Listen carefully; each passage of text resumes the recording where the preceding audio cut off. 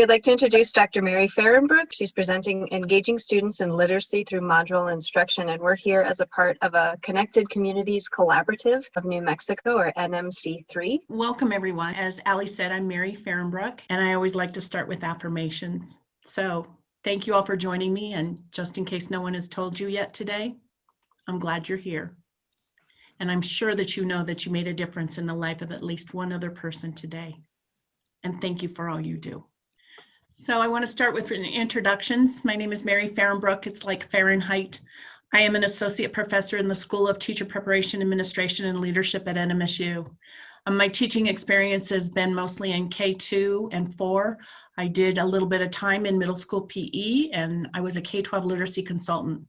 All of my K-12 experiences were face-to-face. They weren't online like what you're doing now. You guys are doing amazing things by being online with your students. My online teaching was at the university. So when I started teaching online at the university, regardless if it was face-to-face or online, I created modules. Modules helped me organize my course, and that helped me and it helped my students to keep moving through. So what is a module? We all know what these are. They're a unit or a chapter or a topic of instruction. It's a self-contained chunk of instruction. How I like to get started with these modules is I like to insert what I call an anchor text. So I anchor the module with a compelling text because stories are powerful. I have 2 articles that I would like for you to read sometime just to understand the power of stories. The first one is called Story as World Making by Kathy Short. In it, she talks about how stories are the fabric of our lives. And we know that, right? It brings it to the forefront. And then the second one is Mirrors, Windows, and Sliding Glass Doors by Rudine Sims Bishop. I'm sure as educators, you've all heard that phrase, mirrors, windows, and sliding glass doors. It started with Rudine in 1991. And this is the seminal article that she wrote that got that started. And so what I'd like to do for part of our simulation today is I'd like to anchor our work in a story. And the story that I've chose is Each Kindness. So when I'm reading Each Kindness, what I'm going to do is use the say something strategy. What I'm going to do is as I'm reading, I'm going to stop periodically and I'm going to ask you to say something in the chat box. So when I stop, I just want you to type whatever it is you're thinking about the story into the chat box. All responses are valid. All of them contribute to our comprehension of the story. So let's get started. Here's the cover. Each Kindness by Jacqueline Woodson, illustrated by E.B. Lewis.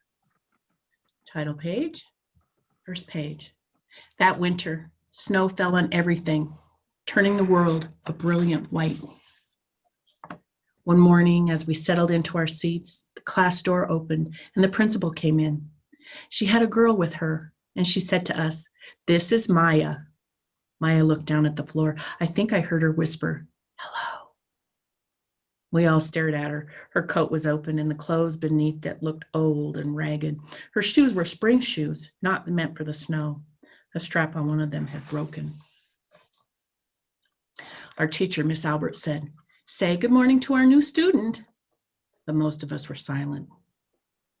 The only empty seat was next to me, and that's where our teacher put Maya. On the first day, Maya turned to me and smiled, but I didn't smile back. I moved my chair, myself, and my books a little farther away from her. When she looked my way, I turned to the window and I stared out at the snow. And every day after that, when Maya came into the classroom, I looked away and didn't smile back. My best friends that year were Kendra and Sophie. At lunchtime, we walked around the schoolyard, our fingers laced together, whispering secrets into each other's ears. One day, while we were near the slide, Maya came over to us. She held open her hand to show us the shiny jacks and tiny red ball she'd gotten for her birthday. "It's a high bouncer," she said, but none of us wanted to play. So Maya played a game against herself. That afternoon, when we got back into the classroom, Maya whispered to me, "Bet you can't guess who's the new Jacks champion of the world is." Beside me, Andrew whispered, "Chloe's got a new friend. Chloe's got a new friend." "She's not my friend," I whispered back. The weeks passed. Every day we whispered about Maya, laughing at her clothes, her shoes, the strange food she brought for lunch.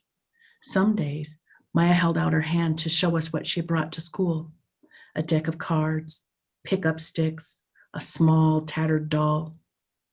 Whenever she asked us to play, we said no.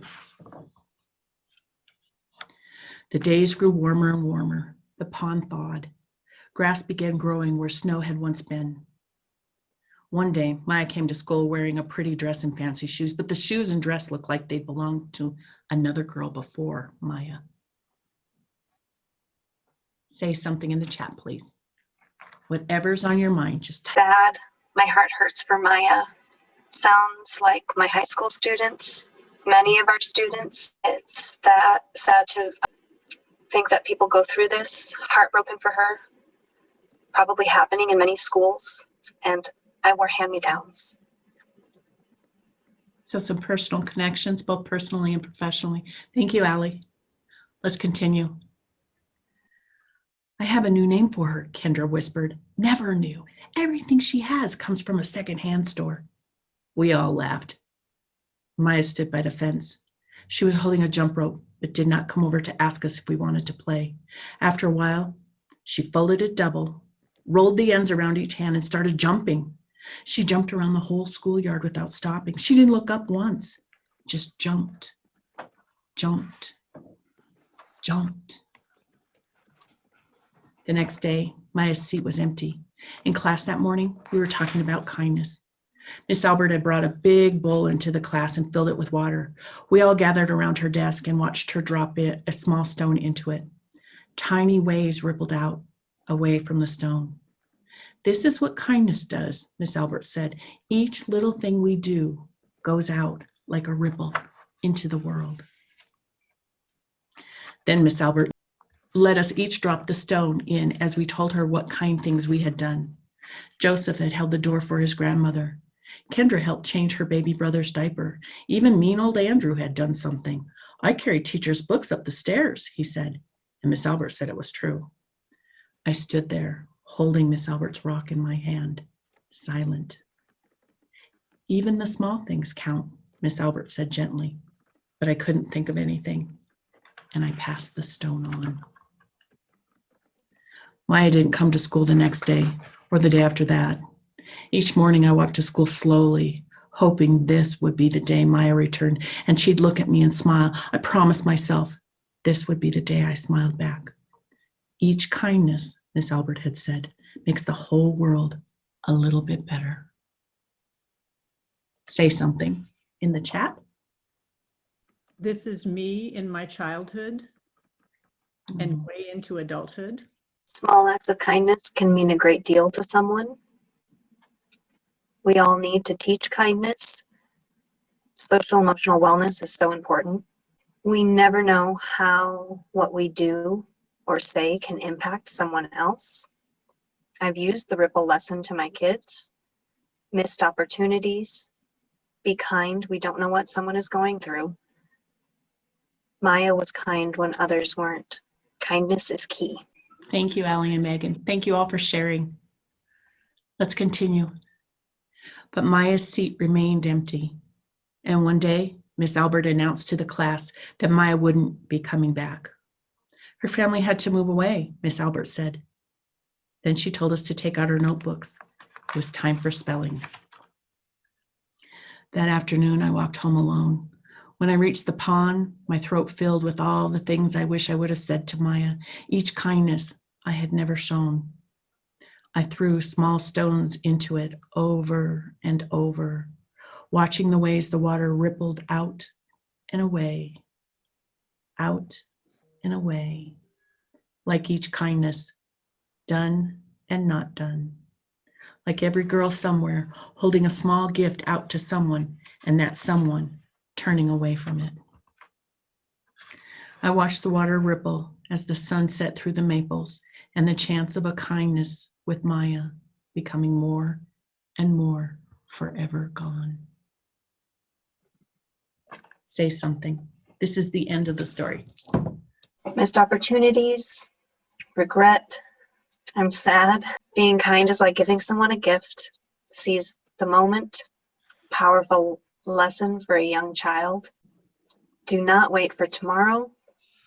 Always be kind. Reminds me of the 100 dresses, great books to teach kindness. Tomorrow is never promised. Thank you all for sharing. So I share this book even in my methods courses that I teach. It's a really powerful story. Oftentimes even my pre-service teachers think, oh, I'm always going to get the opportunity to be kind to Maya. And so they're just shocked when that opportunity doesn't come. And to me, that's what makes this a compelling piece of literature. And so when we talk about a compelling piece of literature, that's what I use to anchor one of my modules with. And just as an example, I pulled some of the CCSSs so you can see how this text would work in a 2nd grade, a 6th grade, and even in an 11th grade classroom. So in 2nd grade, you might use the information gained from the illustrations and words in the print to demonstrate understanding of character, setting, and plot. So for those of you that teach 2nd grade, can you recall the things that Maya had in her hand when she went to share? Why is that important in this story? For 6th grade, cite textual evidence and support analysis of what the text says explicitly and what it infers, right? So what are those inferences? Can your students pick those out? And even in 11th grade, the same thing of looking for what the text says explicitly and what is inferred. Now, I wouldn't ever use this text alone. I would put it with other texts. And so even in a 6th grade or an 11th grade classroom, you could partner this book with A Long Way Down by Jason Reynolds or The Lottery, because they have those endings that have tension in them. And that could become the foundation of your module. So let's continue on here. There are a couple ways to organize modules. And one way is on the left here. And this is one of the ways that my friend organizes her modules. And I have to tell you, those are too many components for me. So I've sort of streamlined it. My way is over here on the right, and my way is not the right way. Any way you decide to organize your modules is the right way for your students because you're the expert in the room. You know what they need. Okay, so what I do, and I'm just going to share an example with you, and I'll show you my Canvas pages so that you can see what they look like. I'm a visual learner, so I like to show. So I start with an overview, and in that overview, I have the objectives, the materials, and the assignments. And then I have a collection of readings. I've gathered them all together, and I sprinkle them throughout the module. I have activities that I've gathered. I sprinkle those throughout the module as well. And then I have a reflective piece, and then I have the assessments. So those are the components that I find that my students will actually read. I feel like, why would I put all this stuff in there if they're not going to read it? So this is that overview page, and you can see it's linked right up here. And then this is a reading, and then these are the activities. And then here's the reading, and then these are the activities. So you might notice that I've indented the activities. This cues my students visually that they're going to have to do something here. And it makes a pattern, and we as humans like patterns. Reading, activity, activity, activity. Reading, activity, activity, activity, activity. Reading, activity, activity. Right? So when my students look at this, they know what's going to happen. And that's comforting to them. No surprises. They don't like that. And I sometimes don't either. So here's an example. If you clicked on that module overview page, this is what you would find. I have the introduction with the objectives, very quick, easy. I have the reading materials. Here's the articles and the textbooks that they need. And then here's the assignments.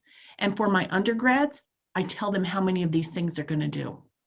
And then I move them on to the next module. That's all I put on my module overview. That's all they'll pay attention for. The next thing, wanted to just show you what one of my reading pages look like. Look at how short that text is. I try to label everything for them, and I date it so that it helps them navigate the pages. And then I put everything they need inside this module. They don't ever have to click away. So I've got the instructional video, which I label with IV. Here's the web article that they're going to read. And if they get stuck, here's the help desk. Right? So I put it all in there. All they have to do is click on this page. Here's the read aloud page. Instructions, watch this, and then move on to the next activity. I created my read alouds here at home on my phone. I recorded them on my phone. This is just a piece of black material that I found in a box, and I put it on my table with the book on top, and then I recorded and uploaded it to Canvas. It can even be uploaded through the Canvas app. So again, everything is contained in here. All they have to do is open this module. Now this looks a little bit more complex. This is the reader response to the read aloud story. So what I have up here is an explanation. My method students always want to know why am I doing this, right? So I tell them the purpose of what's going to happen, and then I explain the assignment a little bit right here. And then I'll give them some tips to help them navigate through. But again, you can see that I've got the links here. Everything they need is right on this page. The due date is down here. And then I have instructions about how to submit their assignments. I like my students to talk about their assignments, so they make a 3 to 4 minute video and they hold up their assignment and they tell me about it. I give them a time frame. Don't let them talk and talk and talk. Tell them they have a time frame, because some of them will talk for 10 or 11 minutes. And then I also tell them what I want them to say. So you can see underneath here, this is what I want them to talk about. And then I tell them how to make a video. Let me pause here for a little bit. Let's do a pause and ponder. I'll pause, you ponder. If you have any questions, you can ask them or you can type them into the chat. Either way is fine. And if not, we'll just keep moving. But I want to just take a breath here. So all of this in this module, in this language, is the Foundation of Literacy module. It takes a while to plan all of this. And so I've spent a lot of time gathering these materials. And I know that some of you are just starting out with planning a module. And so you might be wondering where you can get some resources. And today we're going to explore one resource that I found and I thought was really powerful. Some of the resources are free and some of them you have to purchase, but let me show you what they are. The first one is this book called Connecting with Students Online. This is a link, so when you get to your PowerPoint, you can click on the book and it'll take you to the book, or you can go to the Facebook page. And Jennifer here has created this community of support for teachers. So you can go to the Facebook page and you can find all kinds of resources that you could put in a module. The next page has instructions, but let me just give you a tip. We're going to give you some time to explore these resources. I want to give you a tip. When you click on the resource for the book, you can preview chapter 6 in this book. You can also preview the table of contents, but you have to sign up for it. So it's going to prompt you to sign up, and then it'll give you chapter 6, a snippet of it. When you go to the Facebook page, you can see right here, you can log in or create a new account. That's up to you. If you'd like to create an account and join this Facebook page, you can. But if you don't want to, like I didn't, you can just scroll down the page and there are links on the face of their Facebook page that you can access. So you don't have to log in on that. So here's what we'd like you to do. The short directions are in bold and underlined. We want you to explore the textbook and Facebook on your own. We want you to look for resources that grab your attention or will grab the attention of your students. I'd like you to take notes on at least one resource, because then when you come back, we're going to put you into small groups and you're going to share it with your small group. A tip is to note the location of your resource so you can find it again if somebody asks you for it. And we're going to give you about 10 minutes to do this. You're free to go and explore those 2 resources. If you forget what to do, just look here at the bold underlined phrases. Those are the short directions. Have fun. Welcome back. We're going to now move into breakout groups by grade levels. And what I'd like for you to do is to just go around and share some of the resources that you found and then discuss how you might use them in your classroom. And then we'll have you come back and we'll do a whole group share. You'll be in breakout rooms for about 10 minutes. Welcome back, everyone. Let's take a few minutes to share out. What did your group talk about? What resources did you find that you thought might be useful?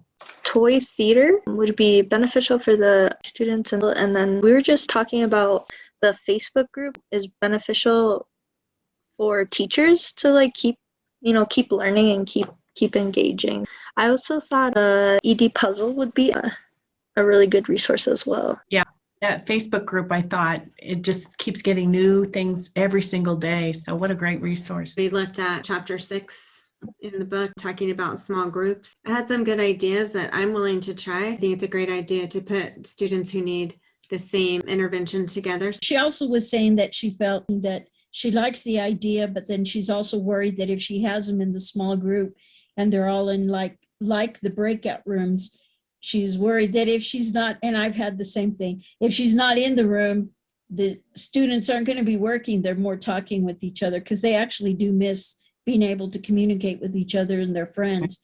So it's like you still have to dodge in and out to make sure that they're on task.